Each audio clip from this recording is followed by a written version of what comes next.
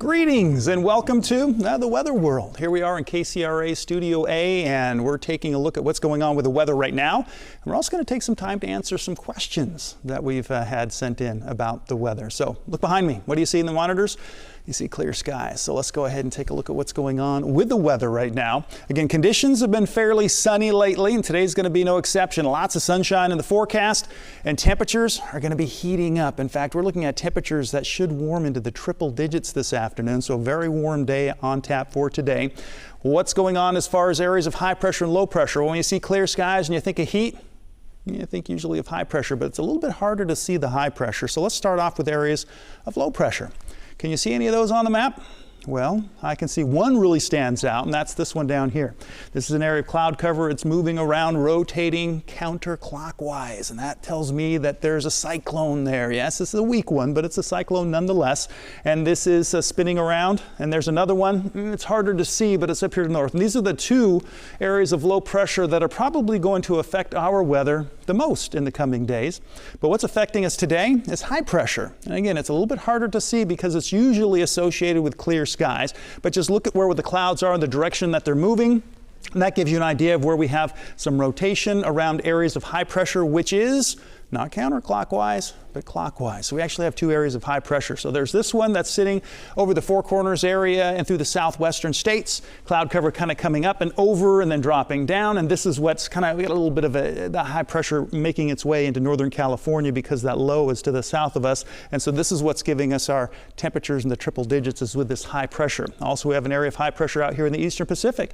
And you can see that with the cloud cover coming up and over. And then we have these low clouds. Again, we call this the marine layer out in the Pacific. That's the low clouds, and you can see the direction they're moving down. So we have clouds going up, over, and then down around this area of high pressure. Now, my first question that I'm going to address actually comes from Nathan Howard. He asked me, emailed me, and said, why on a weather map do you have the H's and the L's, the high pressure and the low pressure, where the high pressure is blue and the low pressure is red? Wouldn't you think the high pressure is usually we associate with lots of sunshine and heat, and so you'd have that red and the areas of low pressure blue, because you usually associate that with colder temperatures? So let's go ahead and take a look at high and low pressure and maybe get an idea of why we would color them that way, with high pressure being blue and low pressure being red. Let's start with high pressure as we zoom in. What's happening with high pressure? What's creating the pressure? Well, what's happening is we have air and it's sinking, it's descending, going from higher to lower in the atmosphere. And as it's coming down, you have it all kind of piling up. And so you have more air piling up in this area of high pressure. That's what creates the high pressure. Well, as air is descending, we know from other episodes of Weather World that the air, it's going to warm adiabatically as it sinks. So as the air sinks, it's warming, and you don't have condensation when the air is getting warmer. It needs to be cooling for condensation to occur, so that's what creates the clear skies that we have overhead. So the air is descending, it's getting greater pressure, and we're looking at clear conditions. So all that figures out to bring about clear skies. And of course, with the clear skies also can come, especially during the summertime as we're moving into the summer months now, hot weather. And we can have record warm temperatures associated with high pressure. But what's interesting is during the winter months, we can have also areas of high pressure. And when we have high pressure during the winter months, we have clear skies. And that means it can get really cold at night. All the warmth of the day, it all goes out. It all radiates out of the earth, and you can get it really cold at night. So you can actually have record cold temperatures associated with areas of high pressure. So it's more than just the heat, it's also the cold, but what we have in both situations, whether it's hot or cold, is we have the clear skies. And when we have clear skies, usually, well, they're blue. And so that's why we have the color blue associated with high pressure. So when you see that blue H, you know that usually, not always, but usually, it's also associated with clear skies. So you get the blue color that goes along with those clear skies. So that's why we have the blue on the H. So let's take a look at the red on the L. With low pressure, what happens is you have air that's ascending. It's going up. And we know, because previously we talked about adiabatic process and what happens with the temperature. As you have air going up, it actually cools. The temperature drops as that air goes from lower elevation to higher elevation.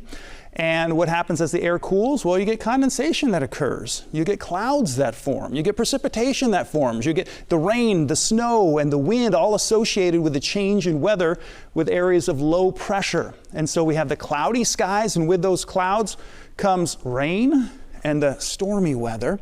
And when you have all the rain and the stormy weather, well, as a meteorologist, I want to alert you to that fact, because that's where you can have some damage. You can have wind damage, you can have rain damage, storm damage, hurricanes, tornadoes, all those things are associated with areas of low pressure. And so that's why low pressure is the color red, to alert you for those situations that could be coming your way. So that hopefully answers your question, Nathan. And I don't know, I thought it was kind of a great question to ask, because I remember when I was going to school in meteorology in my classes, I'd ask my professors and they were like, I don't know. So let's go ahead now and see if we can find another question. What's going on with our weather? And this question, let's see, comes in. This is from Lyric, who is 7 years old. And he's actually asked some other questions, and I thought this was a good one, so I kind of held on to it. So I could put some effort into it in answering this question. It says, what makes sunsets so pretty? That's what he asks. So what's going on with our sunsets?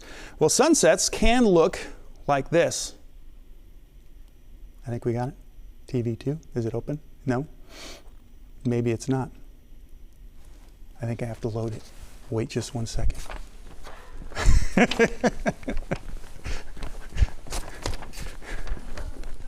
So let's see. We've got, it got changed. That's what happened. We got to go back here. Now we can load it. Look at this picture on the screen. There it is.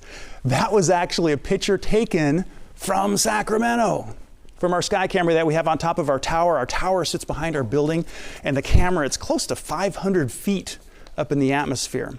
Or above the ground, I should say, and it is up in the atmosphere, but it's looking off towards the west as the sun was going down. You can see a little bit of water there at the bottom, right there at the horizon, because you catch some of the Sacramento River off in the distance. But just a beautiful sunset, all orange and yellow and a little bit of red and all the different colors. But to explain what's going on here, first of all, we have to talk about this. The different colors in the sky. So you have the colors like the reds and the blues and all those, and even sometimes, you got the yellow colors, but you got to also know what's going on with the blue that's up there.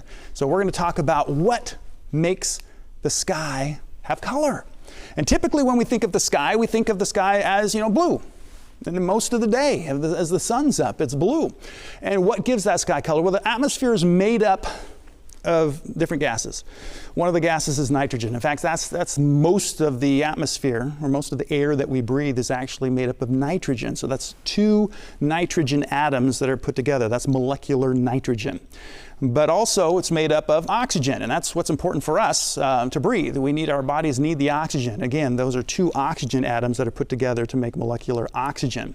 And so we have the nitrogen, we have the oxygen, but there's other gases that are in the atmosphere, and there's other particles. You have smoke particles, you have, again, dust particles, you have different things, different emissions from cars and factories, and even the ocean creates a lot of particles into the atmosphere. So you have all these other gases and things that are in the atmosphere, and they're very, very small. And these are tiny, tiny particles. Some of them are tinier than, of course, like a nanometer, like in very, very small particles that are out there. And what happens when the sun comes out and the rays of the sun hit all those particles that are floating in our atmosphere, it gets them excited. And the photons that come from the sun will interact with the electrons that are associated with the vapors that are in the air, or the gases that are in the air, and these gases will then radiate or scatter a light. And so the greatest scattering comes from the shorter and more energetic light wave range, and so the electromagnetic spectrum. And so the first waves of light that are scattered are actually violet light. That's the light that is more greatly scattered in our atmosphere because it's the highest energy of the visible light that we see. Next comes blue. And the reason why we see blue in the sky is because that's what our eyeballs are kind of used to. We're kind of tuned in to the blue colors, and so that's why the sky looks blue instead of violet, because violet is actually scattered the most, but the next most is blue, and that's what we see. So you can see the blue waves of light are coming off of our little particles that have been energized because of the sun's light. So the sun's light is white, and it has all the colors of the rainbow in it, and it's just the scattering of that blue light that we see from all the particles through the day. And so that's what gives our sky the blue color that we see. Blue light is actually scattered about 10 times more efficiently than red light is. And so that's, again, another reason why we see that blue light. Violet light's even more so, but again, we are tuned into that blue light. And so we have all this blue light that's being scattered out, and that gives us our atmosphere the blue color. Now, what happens when we have the red and orange in our skies at sunset? So here we have the image showing you the sun. We're going to be right there, directly overhead. And so this is where we have our blue light that's being scattered. As the sun moves across the sky and towards the horizon, again, we're going to still be right here, but the sun's getting lower in the horizon off in the distance. We have the light that comes through. It first starts out as white, but as that light hits the atmosphere, the violet light gets scattered out. That's the most energetic light that's coming from the sun. And then what's the next color?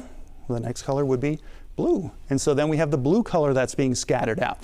Now, we're not seeing that blue color because the blue color is being scattered out over here. They're seeing that blue light over here, but over here the light's still traveling in our direction, and now it's going through the green, it's scattering out, and then it's got the yellow that it's scattering out, and then it has the orange that's being scattered out, and the red would be the last to scatter out down here. And so you can see the process that goes on. So the violet light gets scattered out first, then the blue light, then the green, the yellow, the orange, and finally when we're sitting here, if we have a lot of particles in the atmosphere and it's really low in the horizon, then those red particles will get scattered. The red light gets scattered out, and that's what we would see as the sun's going down. So that's why you have all of those orange, red, and yellow colors that come with sunset, because those are the last colors that get scattered out from that ray of white light that's coming from the sun.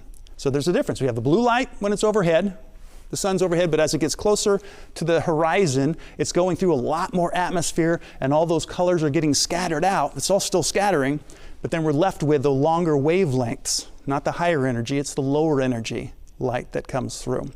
So that's what's going on. So what we have now is I wanted to show you a demonstration that I did at home, kind of showing this effect.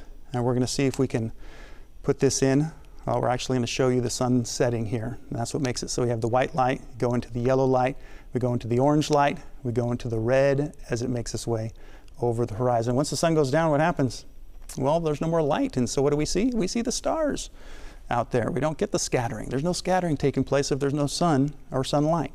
So this is what's going on. We have here it's a big flashlight that I have, and I put a piece of cardboard in front of that flashlight and cut out a little hole so you get a nice beam that comes from it. It's one of those big mag lights, and so you can see the beam of light that's coming out from the flashlight. And what I have here is a tank. It's an aquarium. It wasn't a very good one because I was thinking about bringing it in to do this experiment in the studio, but it was leaking, and so I didn't want to bring in that and make a mess. So I did it at home in my kitchen. So you have the beam of light, and it's going through a solution of water, and there's a little bit of milk in it. And so you can see that beam of light as it comes through the water, and as it hits the little particles that are in the milk is made up of little fat particles that are in there, you have scattering that's taking place, and so you can see that beam of light, and it's scattering out the higher energy wavelengths of the light coming from the flashlight. And as it goes through the water mixed with a little bit of milk, you can see it dims. Well, what's happening? Well, you have the scattering that's taking place, and the higher frequency wavelengths over here are bright. And you can see that scattering, the light's coming from it, and you can see it with your eyeballs. But as you go along, it gets darker, and you have actually the longer wavelengths that are associated with this, and you can see right there, and then right there. I'm gonna have to jump on this side. What's left? What color light is left? we have the red light, and that's the color of our sunset. So I was able to simulate a sunset in my kitchen using a tank of water, a little bit of milk, a flashlight, piece of cardboard, and then be able to see that transition where it's going from a higher energy scattering to the lower energy scattering that's taking place here. And that's the light that's making its way through. And so that's, again, what it would look like with the sunset. So let's go ahead and do another demonstration. This one we can do here in the studio. And we're going to set the mood with this. So what I have, it's similar to the one that I did at home. I have a flashlight. I have a little plastic bowl to hold the flashlight up. I've got two big, I guess it'd be considered glasses. I think they're really vases.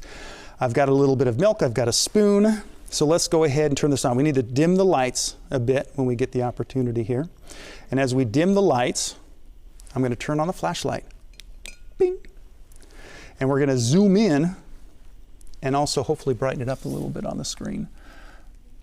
We're going to be able to do that. There we go. We're coming in. So you can see these glasses, and they're filled with water. They're clear water. But the beam, you really can't see the beam very well through there because there's a few particles, so you're seeing you get a little bit of reflection off some of those floaty particles that are in the water. And that's just natural because no water is really pure when you get it out of the tap. But this is showing that beam of light. Yes, it's going through, but we want to see it better. So what I'm going to do is I'm going to take some milk, and I just need a few drops of this, a little bit. And you can watch it. Can you see that? As it's coming down into the beam, you're starting to get some scattering. You can see the brightness of the light as it comes through.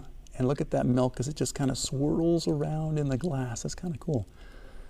It's kind of like a lava lamp. You can sit there and watch it as it's swirling around. But I'm going to help it out a little bit. I'm going to take my spoon that I have here and mix it up. And this really then shows the difference between the two glasses. Now, the first glass that's right next to the flashlight, you really can't see the beam very well here. But the second glass, where we put the milk and it has suspended in it all the particles, you can see the beam very well. You can see that beam of light coming from the flashlight and going through the milk. What's happening here is scattering. The light, as it hits those little particles that are suspended in the milk, are then re-emitting them or scattering them out. And so you can see that beam of light much better. So not much scattering to no scattering in the glass that's right next to the flashlight. You get to the glass that's right next to it, so the light's gone through the clear fluid, the water here, to the milky water, where the beam of light shows up very well. In fact, let's put a little more milk in there and see what happens when we put more milk in there. So we're going to put more particles and suspend them in the milk. And we'll stir it up. Can you still see the beam? Yeah, you can still see the beam there. It's showing it pretty good, but what happens if I put even more milk in there?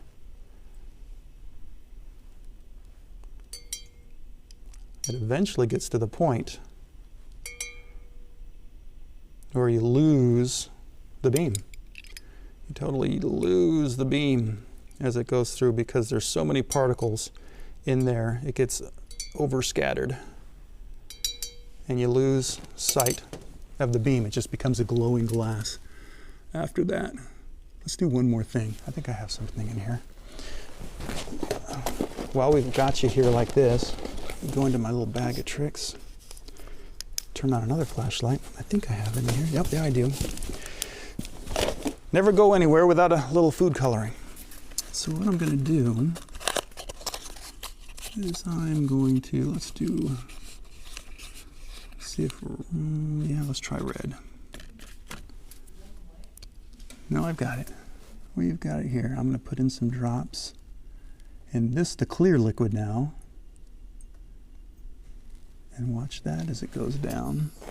Is that showing up at all? It's kind of dark. That's too dark, isn't it? It's turning the milk color red. That's what it's doing. That's cool. So you can't really see the beam of light through, I'm gonna have to mix it up a little bit, get off the milk here. I'm mixing up the color, the food coloring in this one, and the one that has the water.